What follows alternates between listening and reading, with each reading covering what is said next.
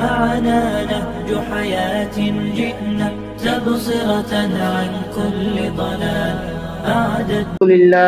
الحمد لله رب العالمين. الصلاة والسلام على سيدنا محمد وعلى آله وصحبه أجمعين إلى يوم الدين. أما بعد، ربي اشرح لي صدري ويسر لي أمري واحلل عقدة من لساني يفقهوا قولي. ربي زدني علما. இவ்வுலகை படைத்து பரிபாலித்துக் கொண்டு இருக்கின்ற ஏக இறைவனாகிய அல்லாஹ்வுக்கு எல்லா புகழும் உரித்தாகட்டுமாக.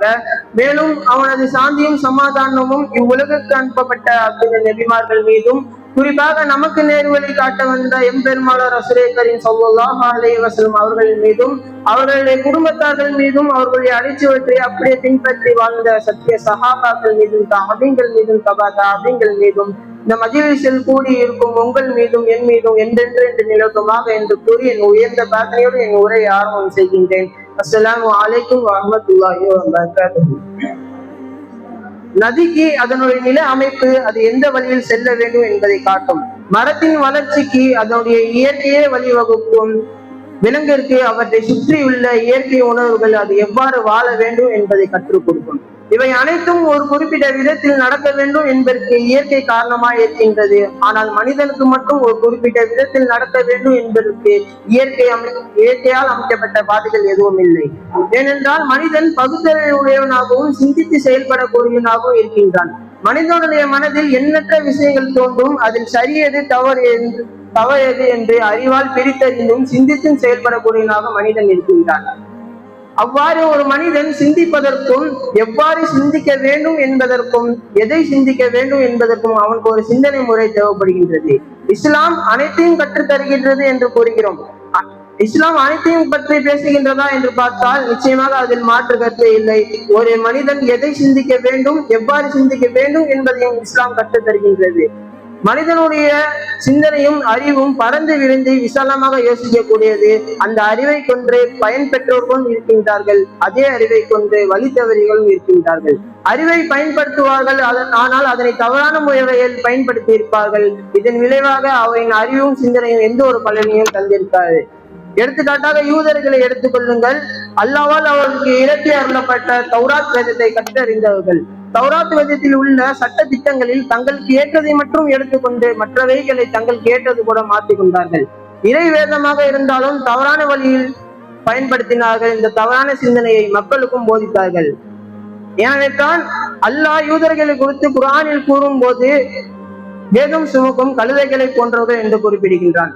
சிந்தனை தவறாக இருந்ததை விளைவித்தான். ஒரு மனிதன் எதை சிந்திக்க வேண்டும், எவ்வாறு சிந்திக்க வேண்டும் என்பதை இஸ்லாம் கற்றுத் தருகிறது. உதாரணமாக நபி ஸல்லல்லாஹு அலைஹி வஸல்லம் அவர்கள் கூறினார்கள், ஷைத்தான் உங்களிடம் ஒருவிடம் வந்து இதை யார் படைத்தது, அதை யார் படைத்தது என்று கேள்வி கேட்க தூண்டுவான்.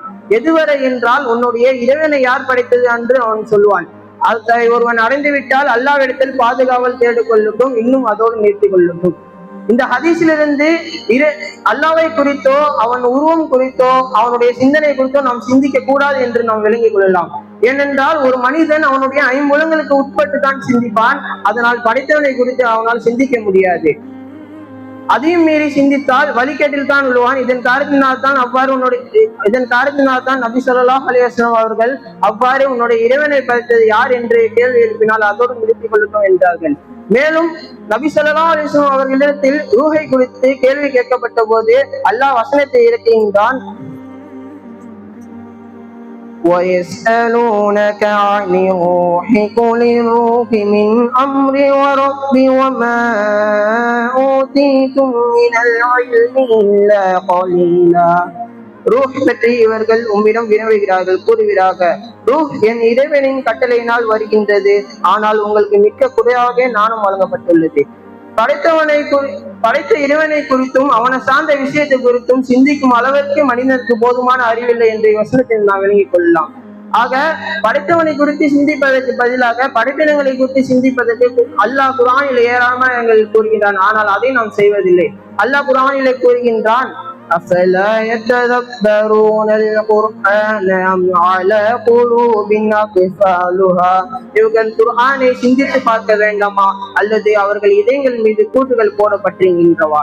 அல்லாஹ் இவர்கள் குர்ஆனை குறித்து சிந்தித்து பார்க்க வேண்டாமா என்று கேட்கிறான். குர்ஆனிலே ஏராளமான இடங்களில் தான் படைத்த படைப்பினங்களை குறித்தும் அவர்களை சிந்தித்து பார்க்கப்படியும் அல்லாஹ் கூறுகின்றான். மேலும் அவர்களின் இதயங்கள் மீது கூட்டுகள் போடப்பட்டிருக்கின்றவா என்று கேட்கிறான். அதாவது இவர்களை குறித்து சிந்திப்பதற்கு ஏதாவது தடையாக உள்ளதா என்று கேட்கிறான். ஆக ஒரு மனிதன் படைப்பினங்களை குறித்து சிந்திப்பதற்கு எவ்வித தடையும் இல்லை.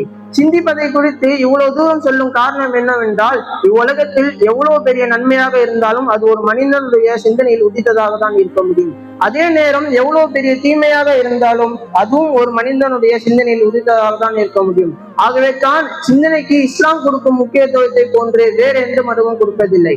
மற்ற மடங்களில் எவ்வாறு செயல்பட வேண்டும் என்று தான் வரையறை வைத்திருக்கின்றார்கள். ஆனால் இஸ்லாத்தில் மட்டுமே ஒரு மனிதன் எவ்வாறு சிந்திக்க வேண்டும் என்பதற்கு வழிவகுத்து வைத்திருக்கின்றது. இதன் ஆரம்பத்தில் கூறியது போல ஒரு மனிதன் எதை சிந்திக்க வேண்டும், எவ்வாறு சிந்திக்க வேண்டும் என்பதற்கு அவனுக்கு ஒரு சிந்தனை முறை தேவைப்படுகின்றது. அப்படிப்பட்ட சிந்தனை முறையை நமக்கு தெளிவாக கற்றுத்தரும் ஒரே மார்க்கம் இஸ்லாம் மட்டுமே. அப்படிப்பட்ட நல்ல சிந்தனையை நோக்கி நமக்கு வழிகாட்டும் இஸ்லாத்தை சரியான முறையில் பின்பற்றி நடந்து ஈருலகிலும் வெற்றி பெற வல்ல ரஹ்மான் நமக்கு தௌஃபீக் செய்வானாக என்று கூறி இத்துடன் உரைக்கு திரையிடுகிறேன். அல்ஹம்துலில்லாஹி ரப்பில் ஆலமீன். அஸ்ஸலாமு அலைக்கும் வரஹ்மத்துல்லாஹி வபரகாத்துஹு.